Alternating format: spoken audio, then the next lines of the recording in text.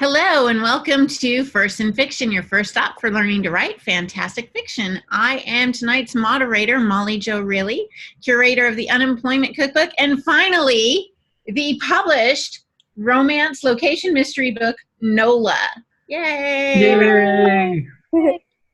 With us tonight, we have co-host Aaron Gansky and Tessa Emily Hall. Aaron, please introduce yourself. Hey, everybody. It's me again.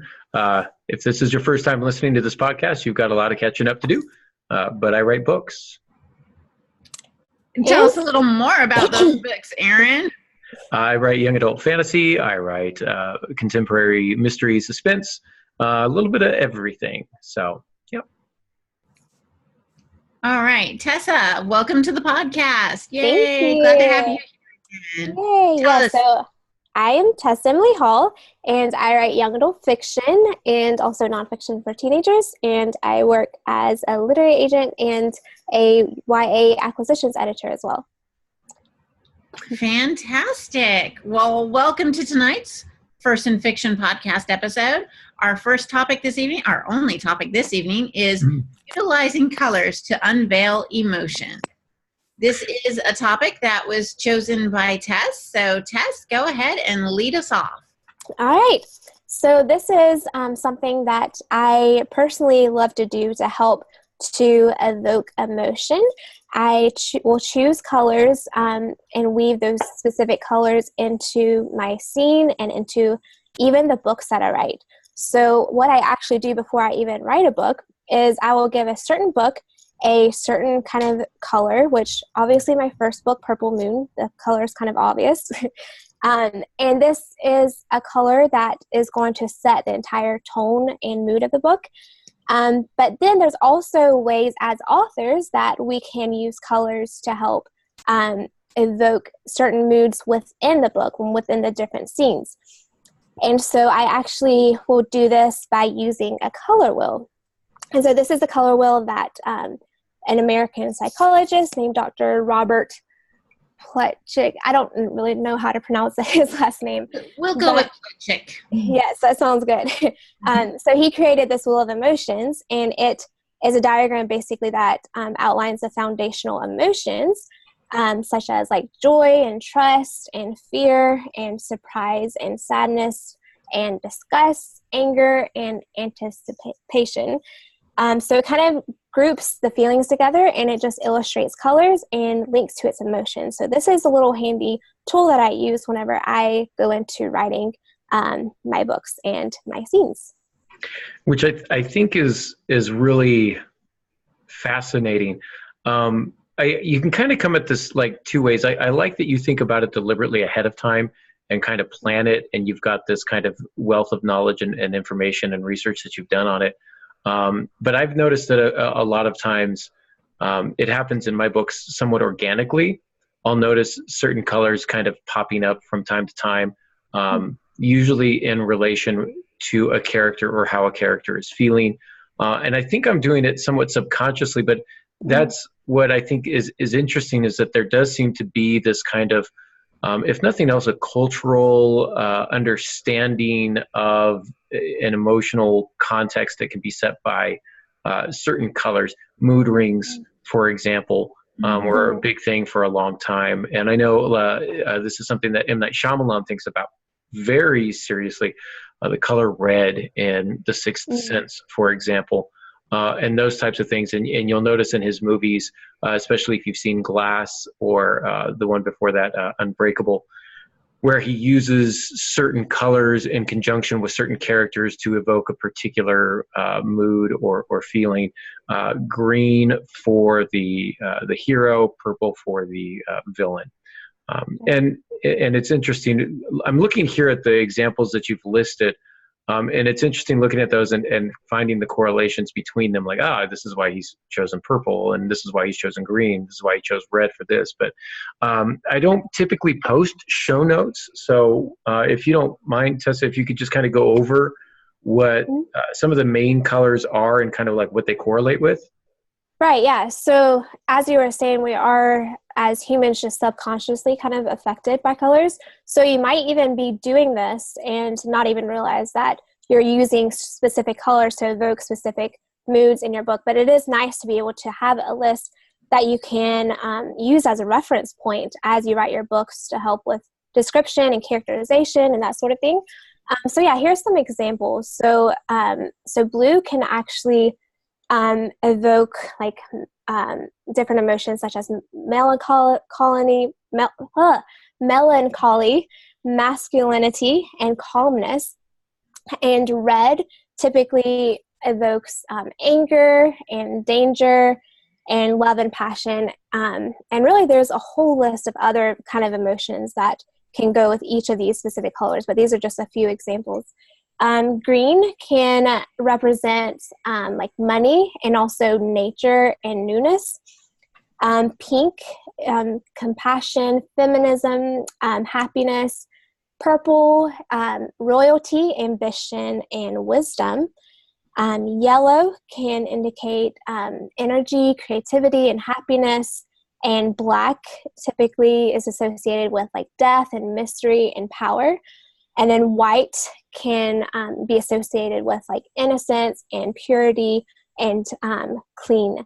And these are colors, the cover artists for our books, they have to know what these colors represent, what kind of emotions that they evoke for their readers, because they have to keep this in mind as they're designing the cover, because they want this certain mood to come across for that target readership. But yeah, it's important for us authors, of course, to have a basic understanding as well, so that way we can create the tone and the mood that we want our readership to pick up on. And I also think this is what filmmakers do as well whenever they're putting their wardrobe together and also choosing the colorization for the film. I don't really know how that goes, but I do know that they will have a specific color wheel that they typically stick with throughout the course of the film. And it's usually because they want to portray a certain kind of mood and tone throughout the entire movie. Mm-hmm. Yeah. In my Hand of Adonai series, I have the monks of the Cerulean order, and cerulean's kind of a blue color. And I chose that for a variety of reasons, but one of the reasons is this idea of calmness and confidence. And that was kind of like one of the idea that they would have these mantras and these a certain confidence and calmness to them in their particular order of monks. Of course, then there's kind of the flip side in some of the later books with something called the blood monks, who wear predominantly black and red. And it's interesting you talk about book covers. We just saw Molly's, and I'm going to have Molly show her cover off again in just a minute. But my publishers have always tried to stick with blue for my books. But if you go through a bookstore and you look at some of the book covers, a lot of them, like in the horror section, are going to end up being red. You'll see a lot more red there. Like a lot of the self-help books, you're going to see like golds, greens, whites, those types of things. But horror is like all black and red and all that kind of stuff. So it is kind of interesting there. Molly, I say you just, by the time this actually airs, your book will have been out for quite some time, but we're still kind of living on this fairly new last couple of weeks release of NOLA, which many of our listeners have been waiting for quite a while. So talk us through a little bit about your cover, if you don't mind, the colors selection and how you went through that and how you ended up with what you ended up with. This way, it's a little shameless self-promotion too. Well, and thank you for that. So let's mark the time. Okay, because I'm going to go back and use this as a clip, right? So this is my cover. I'm so excited. It's kind of glaring. I'm trying to get it so you guys don't see much of the glare. But if you can see in the background, there's like a muted image of a big house, like a plantation. I had originally talked to or submitted the manuscript to my book designer, the cover designer, and she read through it and she said, well, I think I had definite ideas of what I wanted and how I wanted. And she said, well, I think she showed me basically why my ideas wouldn't work. She put them together and I realized what I was asking was just ridiculous. Too many elements, too many colors or whatever. And then she put this together and it's so simple and clean, but the dark it's a dark blue, actually. It looks almost black or gray, but it's really a very dark blue and orange and white. And those are colors that actually feature throughout the book, which, as you were talking to us about how colors can be symbolic of this or that, I thought that's interesting. In my book, Nola, it's set in New Orleans, so there's a little bit of voodoo. I don't use voodoo in there, but there's references to it. And one of the things that they do there is a mojo bag, which is kind of like a charm amulet flannel pouch that they're supposed to wear for a week, like a magic spell.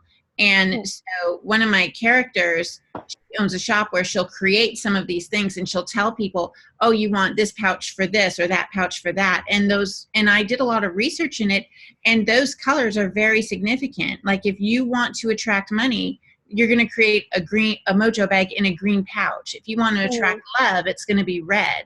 If you want power or change, it's orange. And so with my protagonist's journey, and because of just different things happening in the story, my cover designer said, I really want to do a dark blue cover with the orange scrolls and the white font. And that's what we ended up with, is this beautiful piece of work. So, and she carried it all the way through. And the other really cool thing is, look, let me try to get in the camera. That is New and Clean's Press. That is my frog. That is my company that I moved from California out here to South Carolina. And I'm super, super happy because now I am legal and I am a sole proprietor, small business owner. So yay for book sales. Yeah. Absolutely. Awesome. Very cool. So I have a question for you, Tessa. In terms of the implementation of this, we've talked a little bit about the benefits of it and stuff, and I'm kind of thinking now that when I do some of my character design, maybe I should also include like a color type palette that's associated with them. Perhaps they're wearing certain colors of clothes, or maybe they're noticing certain colors throughout the scenes. Do you do that with your characters? Yes. So I do that a lot with my characters. So, for example, with my second book, Unwritten Melody, I have my protagonist's best friend. She kind of has a really energetic and outgoing kind of personality. And you'll see I typically have her wearing the color yellow. And also her bedroom kind of portrays that energetic, that energy that she has through that yellow decorations. And also I did that whenever I was even describing the car that she drives. So I will often just keep that in mind as I craft my characters. I want to ask myself, like, what kind of personality that the character has and how that can be portrayed through the colors that they wear, and also like the decorations. Our decorations in our bedroom and in our house in general can tell a lot about who we are as a person, and what our personality is like, what our tastes are like. So that's just another way that us as writers, we can go about developing our characters, is through, choosing colors for them and being able to show how their personality is portrayed through colors. So yeah, and then of course, whenever I write scenes, through description, I like to make sure that I highlight specific colors that can highlight whatever emotion that it is that I'm trying to portray. So for example, if I'm writing a scene and like the protagonist is going through some kind of transition, like a good transition, they're coming to like a new beginning in their life, I might, there might be a lot to choose from in the setting that I can highlight on, but I will decide to only highlight on the details that maybe are green, to try to portray this feeling of newness. And again, the readers, they'll pick up on that maybe subconsciously, just because as humans, that's how we are. We will associate specific emotions with specific colors. So it's just a little secret weapon that we have as writers to paint with colors, but also paint emotions, and to just allow the emotions to come across more effectively, and that sort of thing. So yeah. There's also, I think, an interesting way that you can take this, and that is not just to have the colors associated with the characters, but maybe the colors that the character doesn't necessarily like. So one thing to have the character's favorite color, which I think is great, but then I would also think that the next step is perhaps using color in conflict to a certain extent. So if a character is in conflict, if there's someplace they really don't like to be, they might be noticing those ugly yellow walls because they're an introvert and yellow is very outgoing and it's kind of a loud color, and that energy that you talk about. And so maybe that's what they're focusing on, is just the yellow walls. It makes them uneasy. And so it's a way to kind of do a 2-for-1 and use color not only to emphasize what the character likes and how they're feeling, but also what makes them uncomfortable. Contrast. Yeah. Right. Yeah. To use color as contrast, because it's color and contrast. See, okay. But my fear, and this is what I do, is whenever I learn something new, it's like a new little toy and I just want to play with it until it breaks. And so I'll if I learn some sort of new writing technique or something that I want to try, I tend to do it. And then what I end up doing is I overdo it and I go way too far. How do you make sure that you're using it appropriately, but you're not like beating the reader over the head? Because we talk about the invisible reader. We talk about maintaining the fictive dream. We do not want to call attention to ourselves as the writer and just be like, the blue plane in the blue sky felt blue. It's also going to get redundant with that. So how do you try and do this in a natural way so that it's not calling attention to itself, but it's still kind of subtly conveying the tones and the moods that you're looking for? Well, but before Tessa answers that, Aaron, I would like to suggest that you go through your edit and do a search and replace. And if you find the word blue more than 5 times in one sentence, it's possible you may be overusing it. I mean, agree to disagree. Green eggs and ham worked. Yes, but you're not Theodore Geisel. That is true. Just saying. Yes, so definitely it's very possible to focus too much on colors and trying to highlight colors in the description. And if you do this, then you do risk having the attention be brought to the colors rather than the emotion that you're trying to portray. So it's only going to be effective if you can do this in a subtle kind of way. And the way you want to just try to focus on maybe one certain color for the scene that you're writing. So for example, you might have a varying different amount of emotions within one scene, but try to just select one emotion that you're trying to portray in that scene and just stay focused on that. And you just remember that less is more. So you might only highlight like 3 different descriptive details that feature this color, or maybe even less than that. But that's okay, because if it's done in the right way, then you're still going to get the emotion across to the reader. But on the other hand, if you say, okay, I want this emotion to be portrayed to the readers, I want them to have this kind of reaction, so then you go overboard with it, well, that's going to distract them. So they're not going to feel that emotion that you want them to feel, because they'll be too distracted noticing that you are highlighting on this specific color way too much in that scene. And again, it's going to, break apart that fictive dream kind of experience that we want to give to our readers. So yeah, just keep track of how often that you use specific colors, and just try to focus on the details that you think could come across as most effective to your readers, and really drive that emotion home to them, and just that one overall color for each scene. Yeah, I think one strategy excuse me, pardon me, it snuck up on me. No kidding. I'm excuse me, I just finished coaching football and I'm actually highly allergic to grass, and so I always get a little choked up. Actually. It's awful.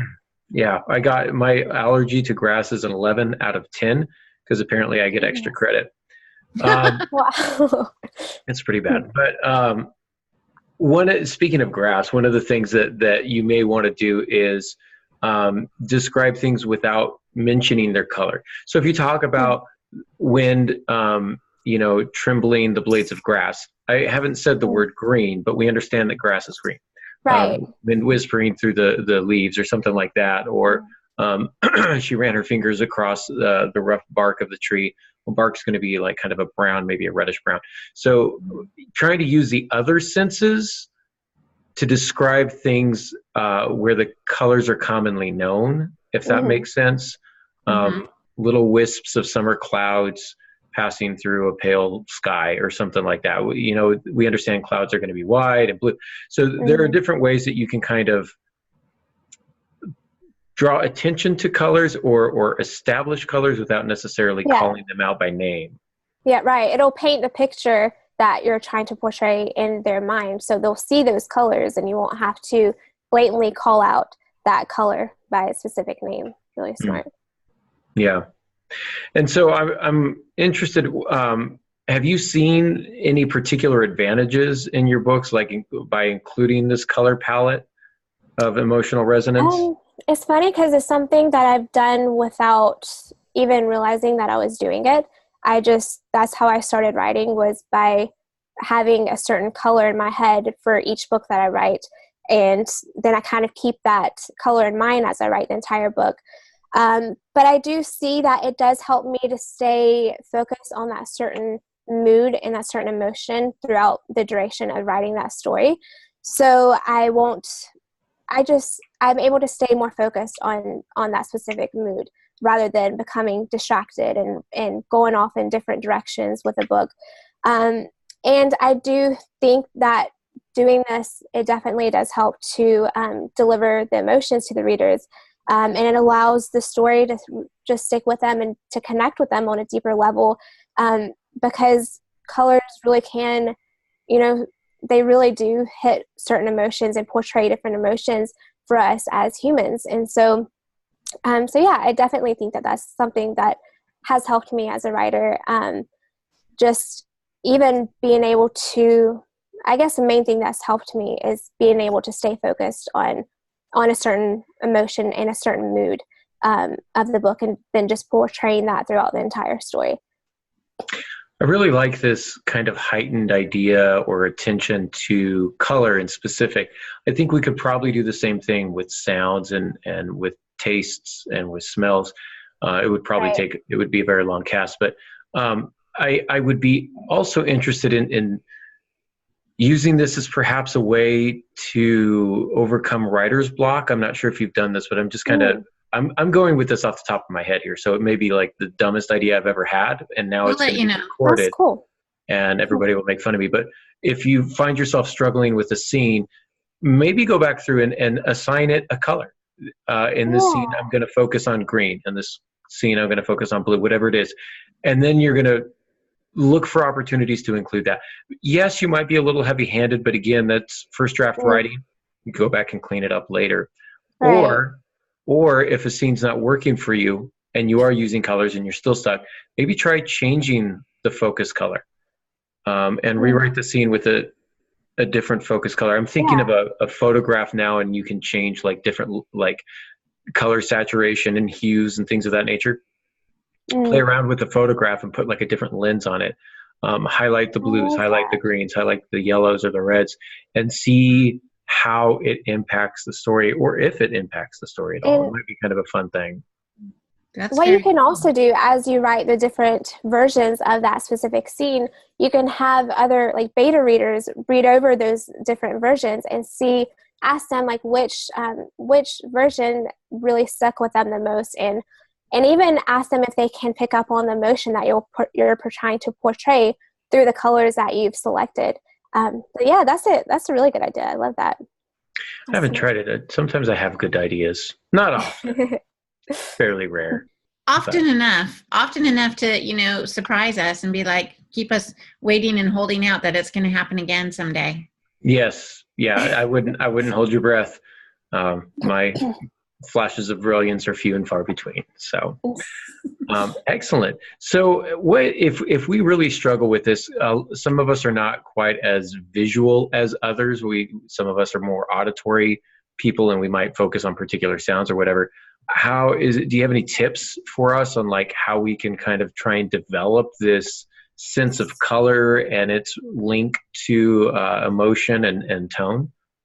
Yeah, I would just say to really study the different colors and even have the color wheel, emotion wheel thing, emotion color wheel.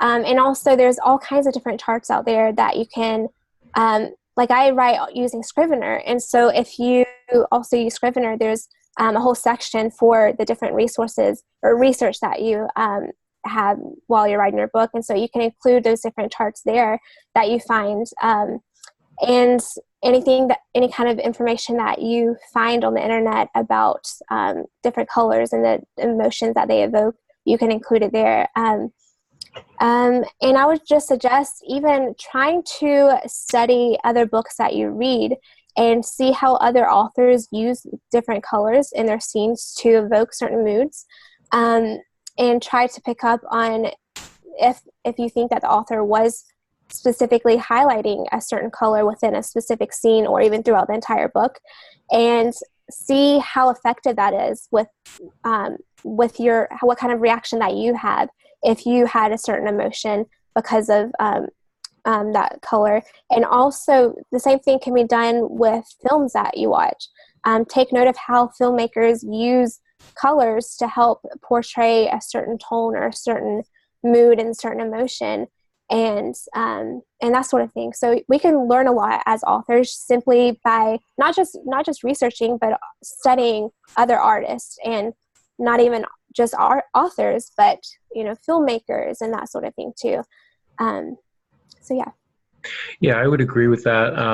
I've mentioned M. Night Shyamalan, who likes to use colors very strategically in his films. I'm sure there are other filmmakers, I can't think of their names, that do something similar. I love art.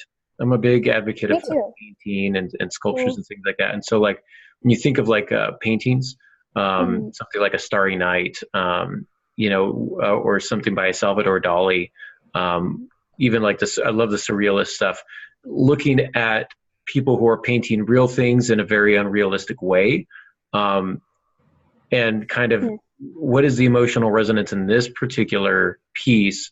What colors are they using on this piece, and how does that kind of impact me, the viewer? And so looking at stuff like that, understanding what I think is neat about art for me is the fact that this is how somebody has seen the world or interpreted the world in this way, which is strange because Salvador Dali is bizarre, but it is how he sees the world, which is so unique to us because we cannot see the world the way he does, probably because most of us don't do that many drugs. I don't know if he's actually on drugs or not, but if you look at his artwork, he's got a unique perspective for sure. But kind of like studying that, poetry, see how poets use colors and their works. So maybe kind of, I like what you say, look at film, but also I think look at other media, photography, art, poetry, those types of things. Even. Songs. Yeah, look at the covers of albums, covers of books. All those types of things can definitely help out too. Yeah, but that is about all the time that we have for this particular episode. Do we have anything else before we sign off? I don't think so. Okay, Molly, anything from you?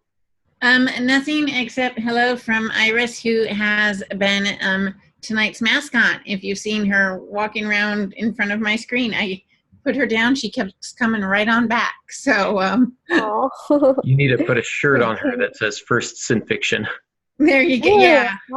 Hannah would love that. That was my daughter's cat before my daughter moved out, and she used to dress up all the cats in clothing. And there you go. I love that. Yeah, it was adorable. Yeah. All right. Well, that's all the time that we do have for today. So we do thank you all for listening. And until next time, good writing.